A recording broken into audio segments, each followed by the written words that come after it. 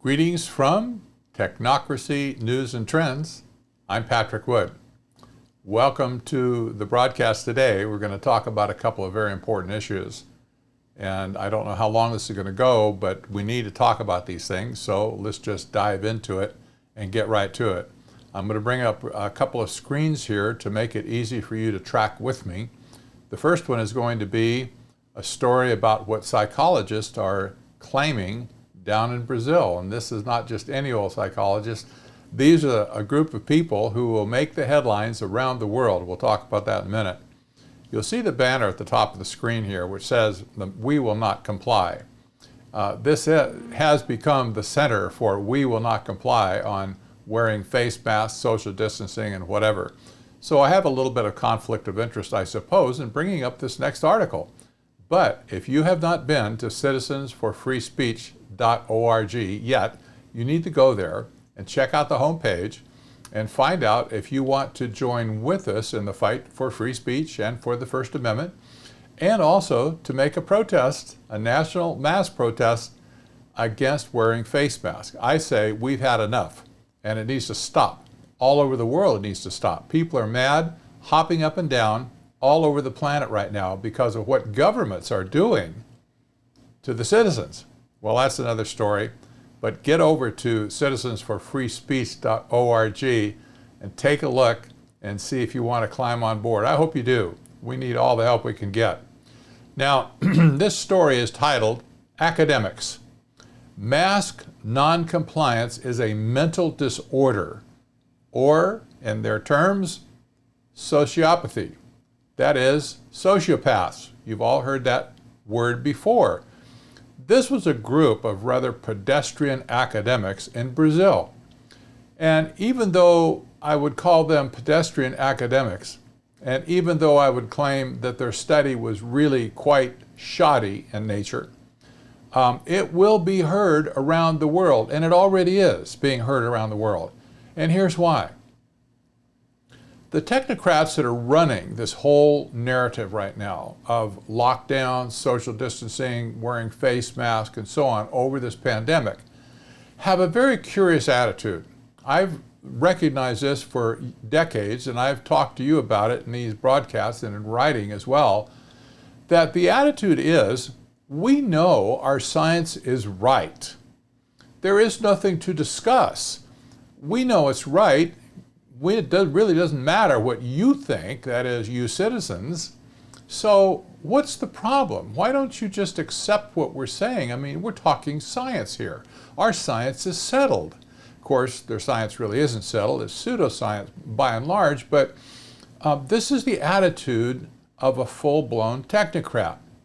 They just cannot conceive that everybody wouldn't just go along with them.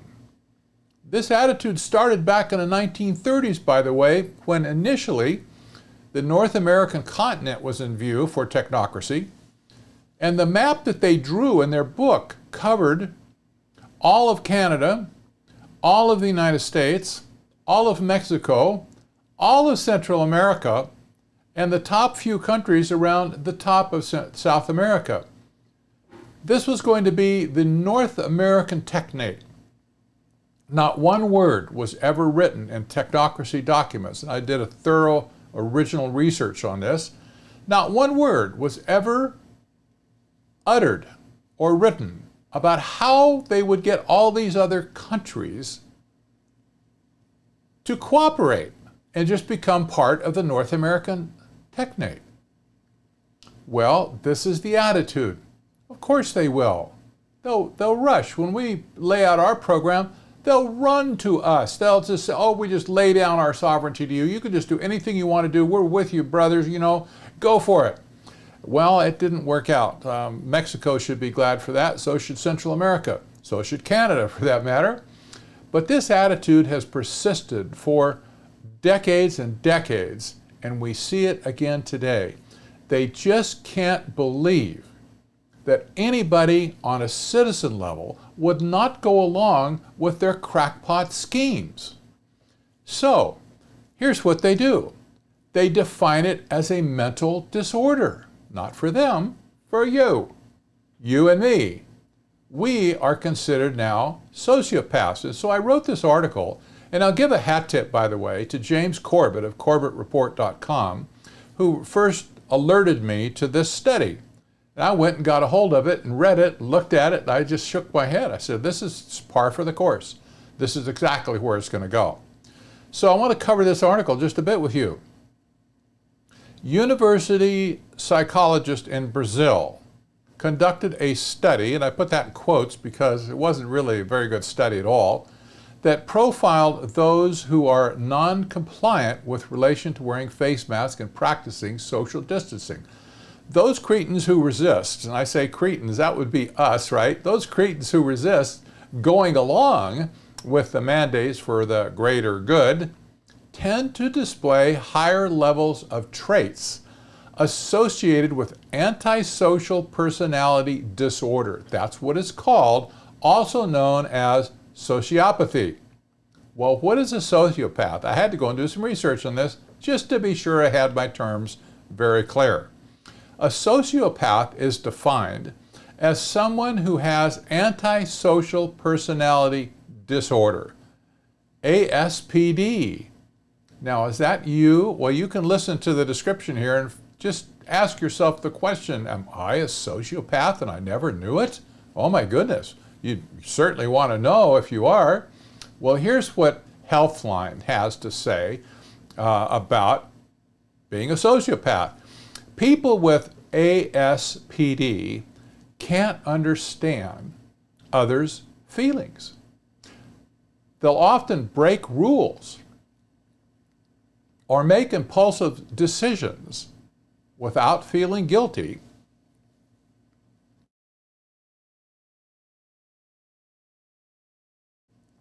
Short cough. For the harm they cause. People with ASPD may also use mind games to control friends, family members, coworkers, and even strangers. They may also be perceived as charismatic or charming. Well, I'm sure some of you are charismatic or charming, but I'm not sure that makes you a sociopath all by itself. To receive a diagnosis of ASPD, and you could if you went to a psychologist or a psychiatrist, someone must be older than 18. Well, that's good to know. If you're not 18 yet, you can't be a sociopath, I guess. These behaviors must show a pattern of at least 3 of the following 7 traits. Now, here they are. Doesn't respect social norms or laws. In other words, they consistently break laws or overstep social boundaries. Number 2, they lie, deceive others, use false identities or nicknames, and use others for personal gain. Number 3, doesn't make any long-term plans. They also behave without thinking of consequences. Number 4, shows aggressive or aggravated behavior. No kidding. When a Karen gets in your face at a store and starts blasting you for not wearing a face mask, you tend to get a little aggravated, I have to say. They consistently get into fights or physically harm others. Do you physically harm anyone? Hope not. Number 5, doesn't consider their own safety or the safety of others. Number 6, doesn't follow up on personal and professional responsibilities. This can include repeatedly being late to work or not paying bills on time. Number 7, doesn't feel guilt or remorse for having harmed or mistreated others. And there's a number of other possible symptoms of ASPD. Remember, this is an official diagnosis by the global psychiatric community. It may include things like being cold by not showing emotions or investment in the lives of others, using humor, intelligence, or charisma to manipulate others. I'll skip down the list here for the sake of time. Taking risks at the expense of themselves or others, threatening suicide without ever acting on these threats. Oh, we sure run around all the time threatening we're going to kill ourselves, but we don't ever do it, of course. Becoming addicted to drugs, alcohol, or other substances. Well, that's a nice thing to throw at the wall to see if it sticks. You see, what these psychologists in Brazil have done, they've claimed now that you and I are doing exactly the same thing that they are doing. Now they put a label on it. Said, well, you're all a bunch of psychopaths is the problem, sociopaths is the problem. Well, in fact, the Brazilian study started out with the presupposition that deniers, that's us, are sociopaths, and then struck out to prove it. Any credibility of the results lies only with the academic association of the authors and not with the study itself, which appears to be seriously convoluted. However, now listen, the authors themselves clearly reveal their motives in creating this idea by concluding in their study, and this is a direct quote, "Our findings can be useful for public health policies." Oh yeah, public health policy needs to be advised. Look out, boys and girls and women. You're dealing with a bunch of sociopaths out there. Be careful how you walk and be careful how you don't get into harm's way here. Now they're going to do this through screenings that demonstrate an elevation in these traits. So here's contact tracing, gets layered with another list of questions and check boxes and whatever to determine if the contact tracer is talking with a hardcore sociopath. And heaven help you if they identify you as a sociopath. You'll have very little defense. Then it says interventions can be carried out aiming at greater awareness and consequent compliance with containment measures. We suggest that further studies be carried out investigating the interaction of these traits with other variables. In other words, translate now. Public health policy should be advised by the sociopathic personality makers, by conducting psychological screenings. More disturbing is their call for interventions to force compliance with containment measures. That's what they said. Well, in China, such interventions are called re-education camps. Go read about it.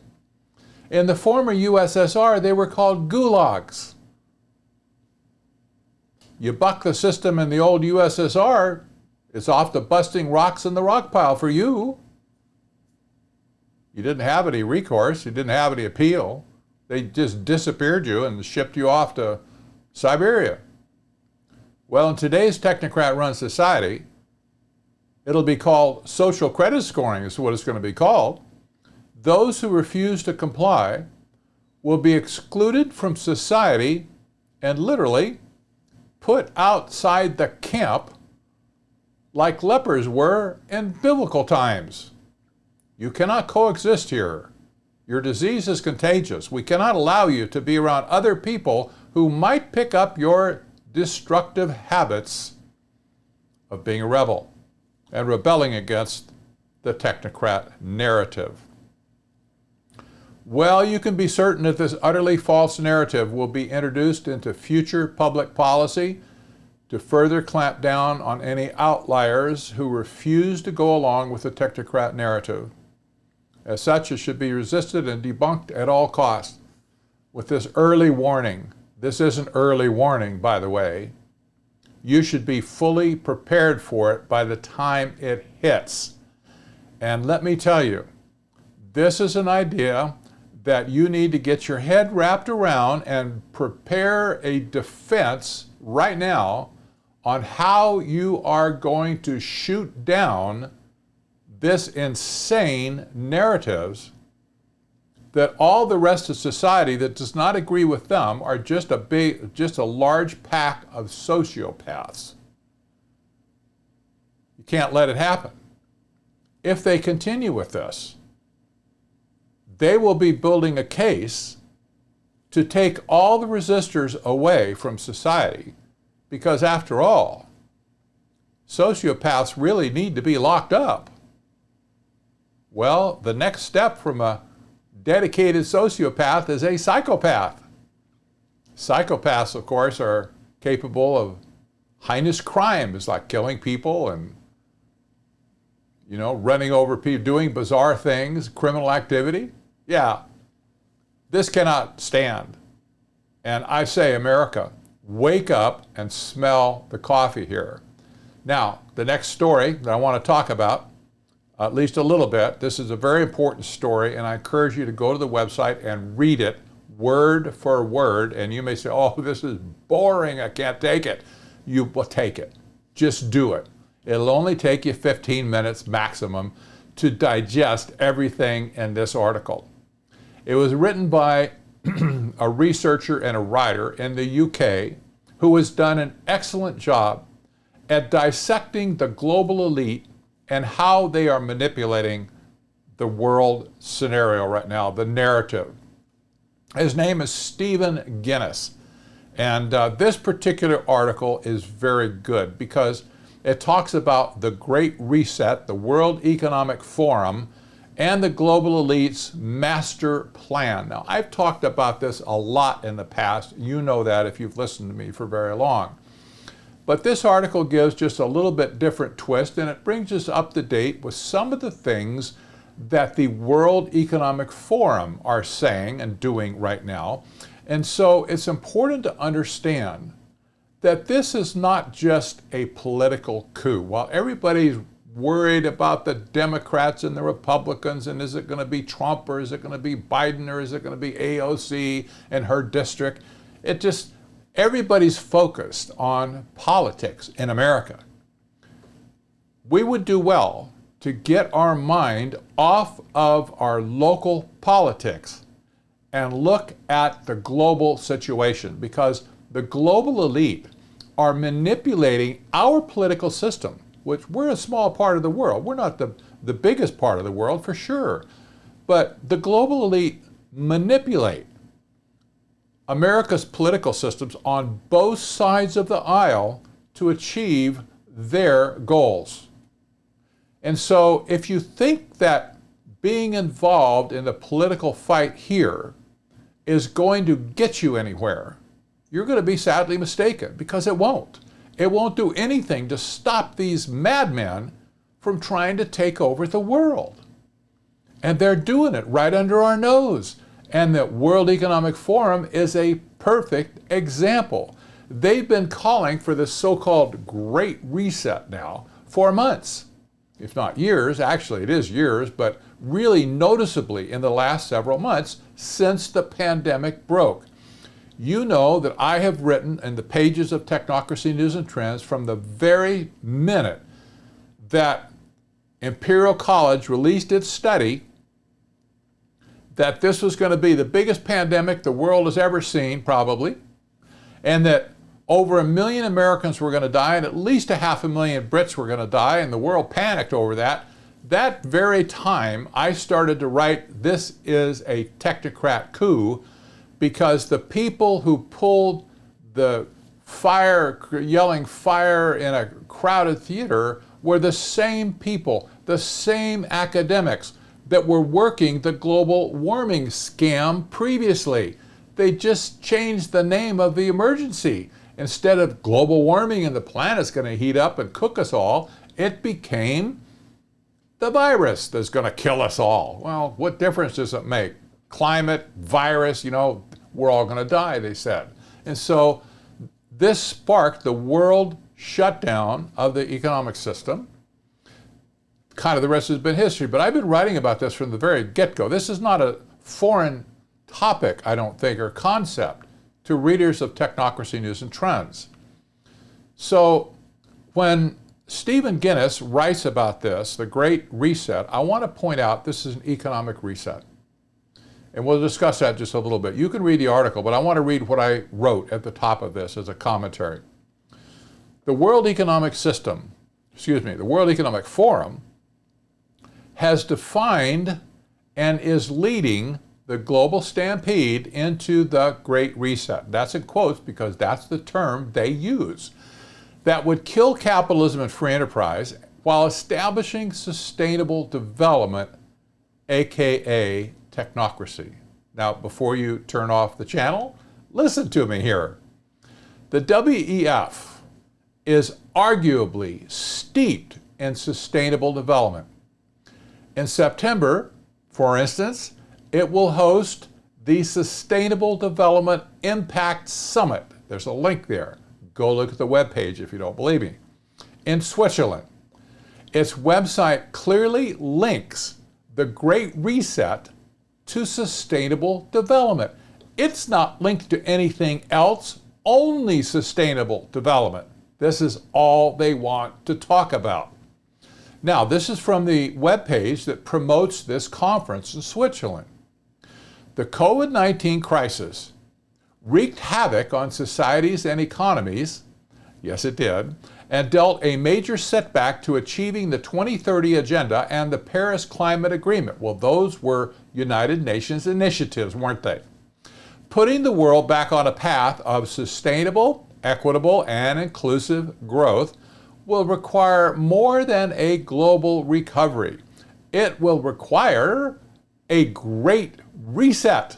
Whoa, well, the reset of what?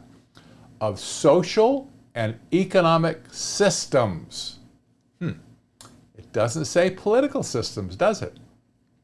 It says social and economic systems. Now, before I go on, I want to just tell you that technocracy from the very get-go, back in the 1930s, they believed that their economic system of technocracy was so good that it would not require a political system at all.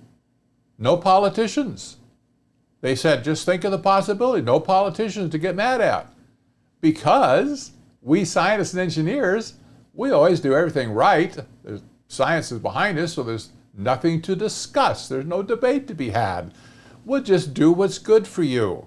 Oh, and you'll love it too, they said. But they wanted to get rid of all the politicians back in the 1930s and just send them packing. They would take over, and they would just run the economic system and take care of all the people in the economic system. In my opinion, it would be like taking care of a herd of cattle in a big feedlot. They're just going to push you here and push you there and fill you full of food and fill you full of vaccines or whatever. And who knows what's going to happen to you when you graduate from the feedlot. Well, the cattle know, but in our case, I don't know. So this is an economic coup, but it is technocracy's coup d'etat. It's easy to talk about technocrats like Anthony Fauci, who are experts in dictating public policy. That's a real easy label to put on somebody, technocrat. But when you do that, you run the risk of forgetting that technocracy is a full-blown economic system that happens to be run and orchestrated by technocrats like Anthony Fauci. But the bigger system is what needs to be considered. The technocrats have no base or no context without the larger system of technocracy in the back view of their mind. Now, in my book, Technocracy, The Hard Road to World Order, I should hold up a copy just so you know what it looks like. That's it. If you haven't gotten it, you could. You can get it on Amazon. You can get it from technocracy.news. If you haven't got it, you should. Now, every time I hold up my book, by the way, I get 3 or 4 people who write to me or make snide comments. Oh, you're just out to sell your books, aren't you? I don't care.